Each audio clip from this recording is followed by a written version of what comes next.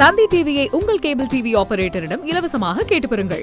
அமைச்சர் மூர்த்தி மொத்த ஜல்லிக்கட்டு டோக்கன்களையும் எடுத்துக்கொண்டு புள்ளி விவரங்களை மட்டும் வெளியிடுகிறார் என அதிமுக முன்னாள் அமைச்சர் ஆர்.பி. உதயகுமார் குற்றம் சாட்டியுள்ளார்.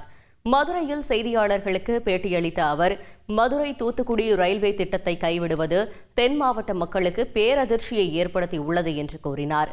அவனியாபுரம், பாலமேடு, அலங்காநல்லூர் ஜல்லிக்கட்டு போட்டிகளுக்கு டோக்கன் கிடைக்காமல் காளை உரிமையாளர்களும் மாடுபிடி வீரர்களும் அலைகிறார்கள் என்றும் அமைச்சர் மூர்த்தி மொத்த டோக்கன்களையும் எடுத்துக்கொண்டு புள்ளி விவரங்களை மட்டும் வெளியிடுகிறார் என்றும் அவர் கூறினார்.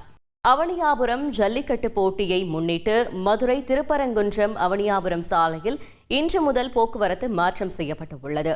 பொங்கல் பண்டிகையை ஒட்டி புகழ்பெற்ற அவனியாபுரம் ஜல்லிக்கட்டு போட்டி நாளை நடைபெற உள்ளது. இதையொட்டி மதுரை திருப்பரங்குன்றம் அவனியாபுரம் சாலையில் இன்று காலை 9 மணி முதல் போக்குவரத்து மாற்றம் செய்யப்பட்டுள்ளதாக மதுரை மாநகர காவல்துறை அறிவித்துள்ளது.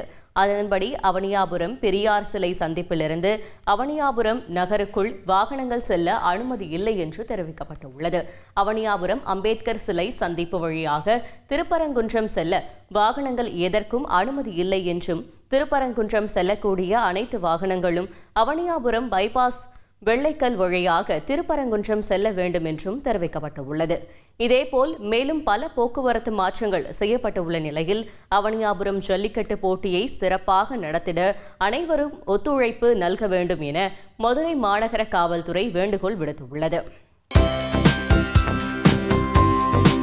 தந்தி டிவியை உங்கள் கேபிள் டிவி ஆபரேட்டரிடம் இலவசமாக கேட்டு பெறுங்கள்.